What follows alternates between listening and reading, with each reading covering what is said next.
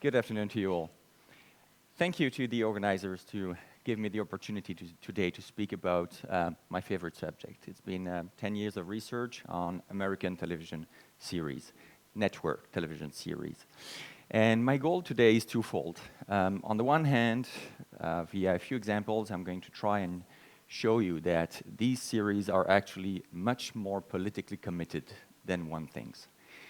And then, because they are politically committed, that you can do something with these series, and you can probably even empower if you use it to the right end.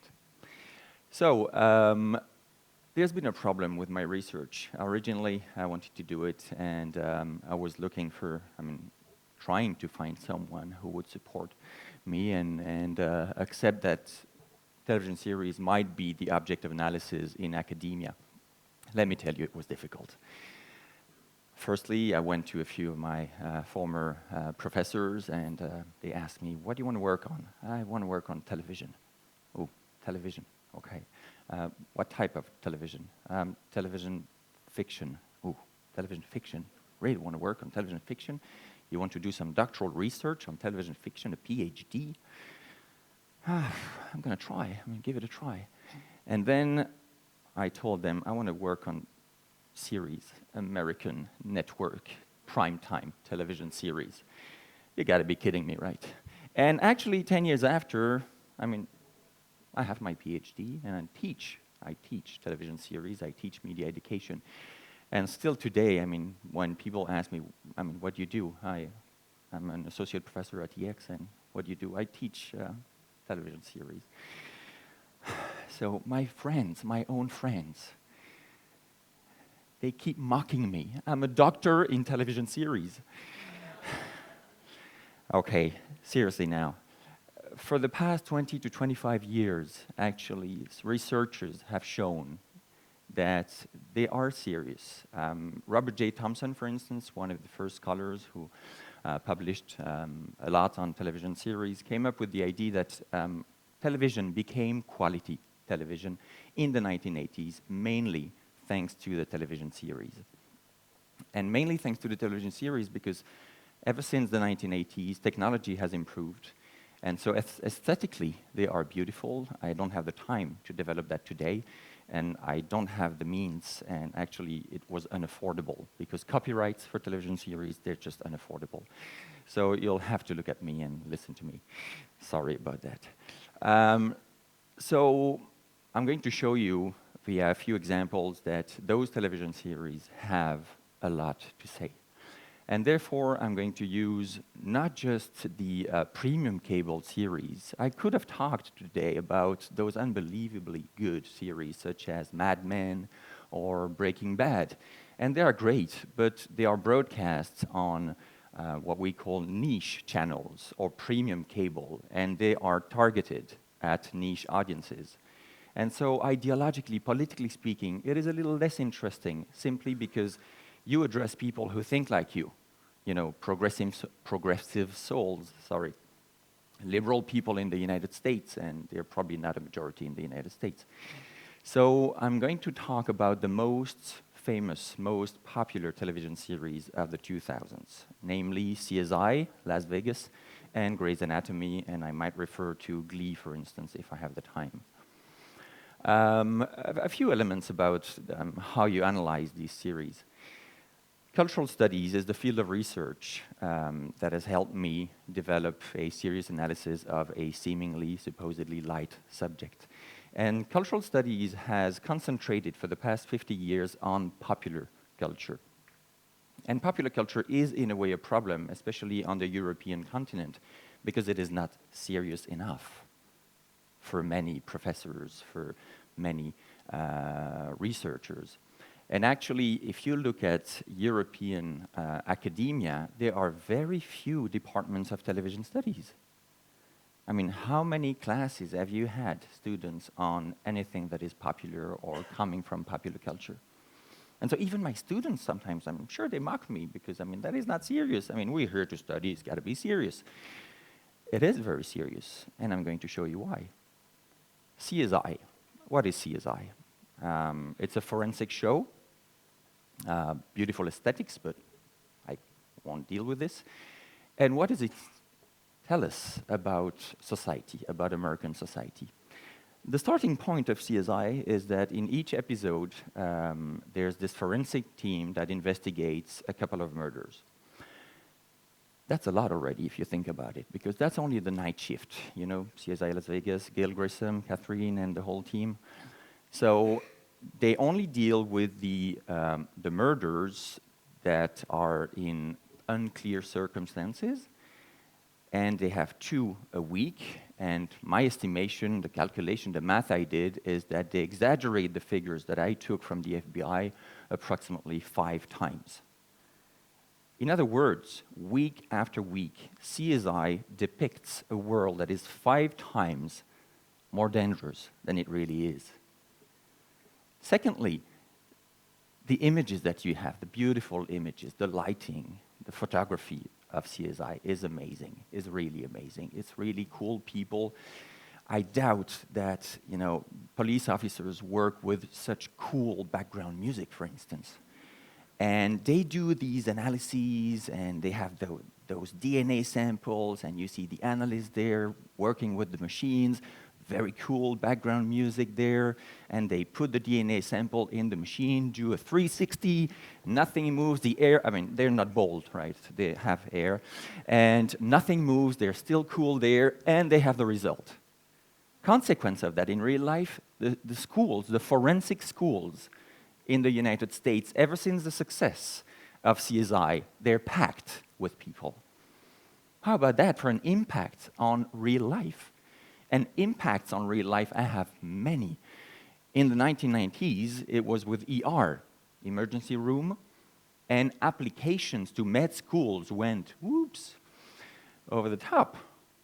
So there are many impacts of fiction in real life. And that is one of the reasons why it is important that we spend more time on media education, that we spend more time in trying to decipher, to deconstruct what those products from popular culture offer us. A few more examples.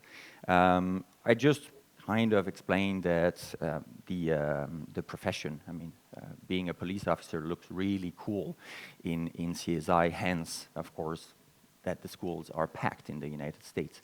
But there's more to that. So schools are packed, the world seems a lot more dangerous than it really is. But those products are commercial products. And so there's always a form of ideological balancing.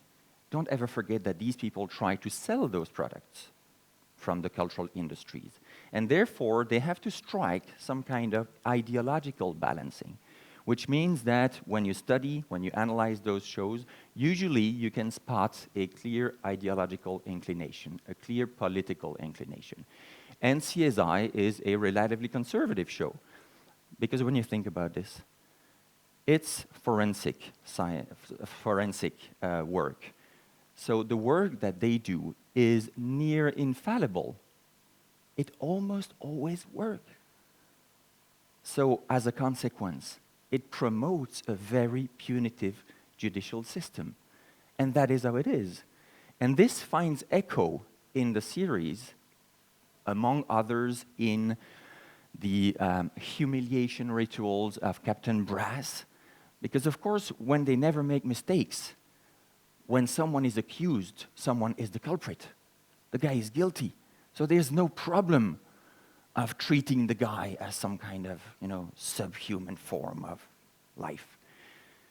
And that is also what I call very conservative and not taking into consideration all the subjective circumstances that pushed the people to commit murders, for instance.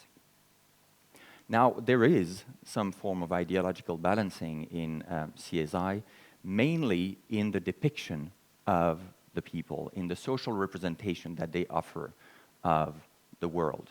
And an interesting one is that I counted, I know I'm a geek, okay, so don't tell me that after, but I analyzed the first 4 seasons, for instance, and on the first 100 episodes of CSI, which means approximately 200 hours of television just for that, because, you have to take notes and you have to...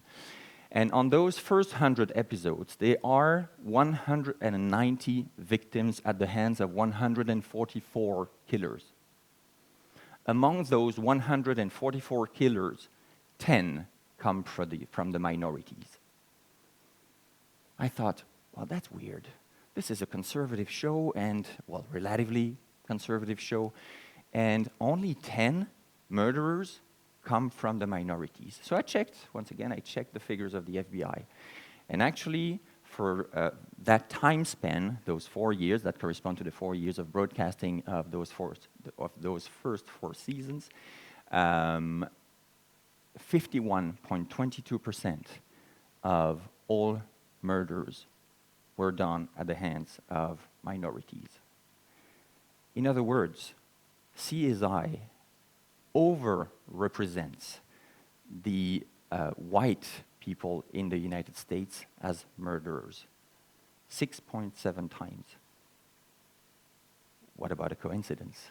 This is no coincidence. The script writers are probably more liberal than you can think, but they wanted to address as large an audience as possible. That's for CSI. CSI is supposed to be, police show, supposedly masculine, and the most successful show of the 2000s. So let's take a supposedly feminine show, such as Grey's Anatomy. Some of you are familiar with Grey's Anatomy? That was a female voice, right? Okay, I'm sorry, I'm no McDreamy. I'm no Max Teamy, for those who are familiar with that. Grey's Anatomy is unbelievable just in its cast. This cast is probably the most ethnically diverse cast in the history of American television. Really unbelievable. You have all of them. And the whole story is relatively liberal because it's a medical show, but it is also mingled with soap opera. So basically a lot of affairs, a lot of sex, because it sells, of course. But when you look at the narratives, it is interesting because not only do you have all these characters, often female characters, and when you look at the main cast, female doctors outnumber male doctors. The ratio is 9-7. And then once again, I did some research, and I went to the Association of Doctors of America, and actually, for all doctors, not just the surgeons, and in Grey's Anatomy it's only surgeons, but for all doctors, female doctors, it's 30-point-something% of the American population of doctors. And in Grey's Anatomy, it's 60%. Wow, that's cool too. So it over-represents women in positions of power because not only are they surgeons, that's something that is very much sought after for interns, but on top of it, many of them are heads of department, for instance. And as a consequence, you have Christina Yang, turning back to real life now, who is considered as a role model for the Korean community in the United States. Okay, I know the Korean community in the United States is relatively small, but still, she's a real role model. Go on Facebook, there are discussion groups about Christina Yang being a role model.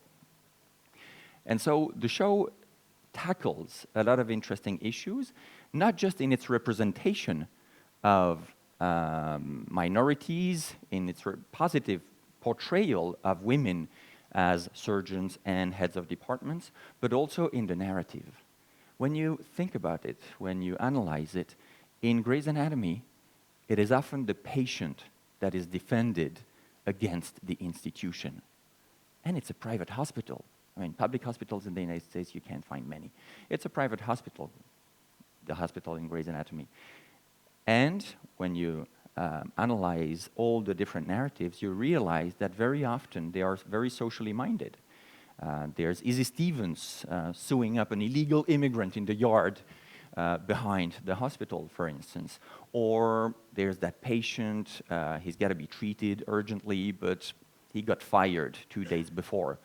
So already on primetime television, the word fire is present. Not made redundant or whatever. No, fired. The guy got fired 2 days before. And as a consequence, as always in America, the health insurance policy is linked to your job. And so the insurance policy, health insurance policy of the guy expired 2 days before.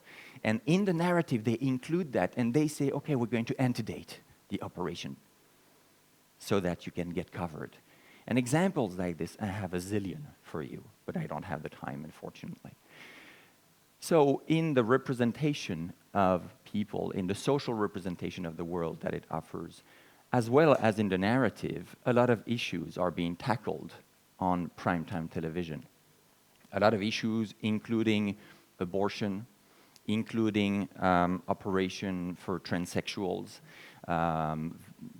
portrayed in a very positive way, including the death penalty. And very often it is presented in a very positive way, in a very tolerant way.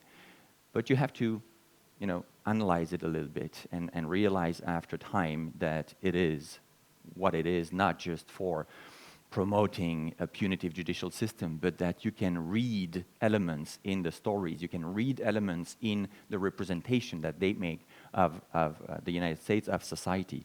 And so that's pretty much my message. If you want to empower, try to discuss this. I mean, for all those people here in this room who have followed at least 3 or 4 different series over the years, you have probably watched 500 hours of television. And what do you do with that? Often, not much. It is not included in schools. It is not included in curricula in universities. So what do you do with it? So my message simply is do something with these. Discuss them. Appropriate the meaning of these series. Posts, commentary on blogs, start a Facebook discussion group on 24, and the fact that that's the best example on this planet of this is the world I don't want to see. 24, Jack Bauer, after 8 seasons, the longest and most articulate line that he had was, "God damn it, Chloe, there is no time." That's Jack Bauer. It promotes the use of torture. It promotes breaking the law just because you need to catch those terrorists. No, that's not the world I want. I don't want a world where the police is everywhere. And so as a fan and as a scholar, I like the show. I love the show for what it was, and I'm using it as the best example I don't want for life. Umberto Eco used to refer to aberrant reading. That's what I'm doing. I'm reading those texts aberrantly, oppositionally. So guys, students in this room, and for the parents maybe, of course, students don't need the permission of their parents, but still, watch more shows, but do something with it. Do blogs, write commentary. Watch more television, but make use of it. Thank you for your attention.